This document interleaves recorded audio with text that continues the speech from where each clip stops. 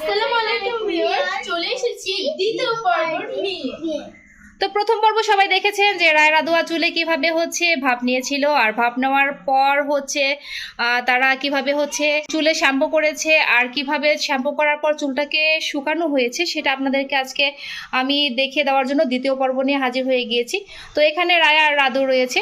আমরা হচ্ছে আজকে আপনাদেরকে দেখিয়ে দেব যে কিভাবে আপনারা চুলটাকে শ্যাম্পু করবেন। তো শ্যাম্পুটা কি শ্যাম্পু ব্যবহার করবেন। শ্যাম্পুটা হচ্ছে আপনারা যার চুলে যে শ্যাম্পুটা শ্যুট করে, তবে যাদের চুলে সমস্যা নেই তারা থিক অ্যান্ড লং শ্যাম্পুটা ট্রাই করতে পারেন।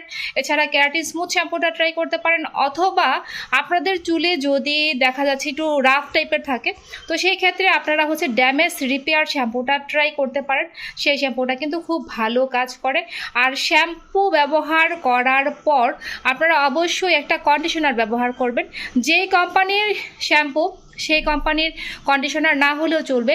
আপনার চুলে যেই কন্ডিশনারটা শ্যুট করে আপনি চাইলে সেই কন্ডিশনারটাই ট্রাই করতে পারেন, কোনো সমস্যা নেই, আপনার চুলে শ্যুট করলেই চলবে। তারপর হচ্ছে আপনি সেই চুলটাকে সুন্দর করে 60% ভেজা থাকা অবস্থায় হোমমেড সিরামটা ট্রাই করতে পারেন। হোমমেড সিরাম ট্রাই করার পর দেখেন চুলটার অবস্থা এরকম থাকবে। আপনারা সেটা হচ্ছে ভালো করে ফ্যানের বাতাসের নিচে সুন্দর করে শুকিয়ে নেবেন। শুকিয়ে নেওয়ার পর আপনারা কি করবেন, শুকিয়ে নেওয়ার পর তখন চুলটাকে হচ্ছে চিরুনি দিয়ে সুন্দর করে আঁচড়ে নেবেন। আর দেখুন এখন রায় রাদুয়ার চুলটা ভেজা আছে, তো শুকানোর পর কি অবস্থা হয় সেটা দেখার জন্য অবশ্যই আপনারা অপেক্ষা করুন।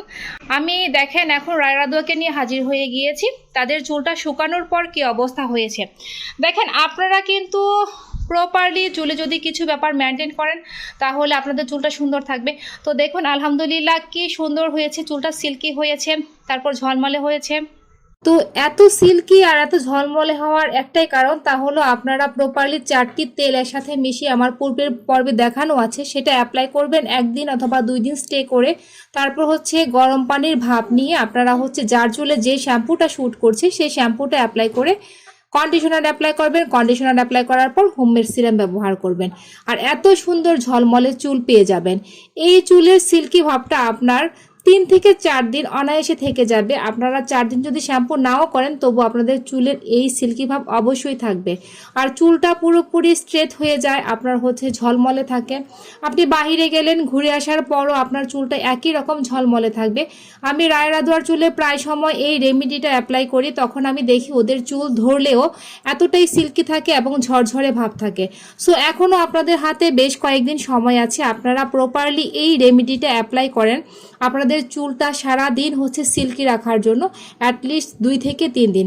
যারা যারা রায় রাদুয়ার দেখানো হোমমেড সিরামটা ট্রাই করেছেন তারা জানেন এই হোমমেড সিরামটা ট্রাই করলে আপনাদের চুল কতটাই সিল্কি এবং জটবিহীন থাকে। চুলটা ফুলে থাকবে না, সেই সাথে আপনার চুলে জট হবে না, আপনার চুল সুন্দর থাকবে আর ফ্রেশ লুকে থাকবেন আপনি। সো বন্ধুরা আপনারা হচ্ছে দেরি না করে তাড়াতাড়ি এখনই হচ্ছে এই রেমেডিটা অ্যাপ্লাই করেন। যদি সময় থাকে হাতে তাহলে 2 দিন অ্যাপ্লাই করেন, আর যদি আপনাদের হাতে সময় একদম না থাকে তাহলে অন্তত পক্ষে 1 দিন ট্রাই করেন, দেখবেন আপনাদের চুল এরকম হয়ে যাবে। যাদের বয়স দেখা গিয়েছে 12-র উপরে রয়েছে তারা হচ্ছে 2 দিন অ্যাপ্লাই করতে পারেন, যাদের হচ্ছে 12-র কম রয়েছে তারা সপ্তাহে 1 দিন ট্রাই করতে পারেন। সো বন্ধুরা এরকম নতুন নতুন টিপস পাওয়ার জন্য অবশ্যই রায় আর রাদুয়ার সাথেই থাকবেন, আর সত্যি সত্যি চুল এমন হয় কিনা ট্রাই করে দেখবেন।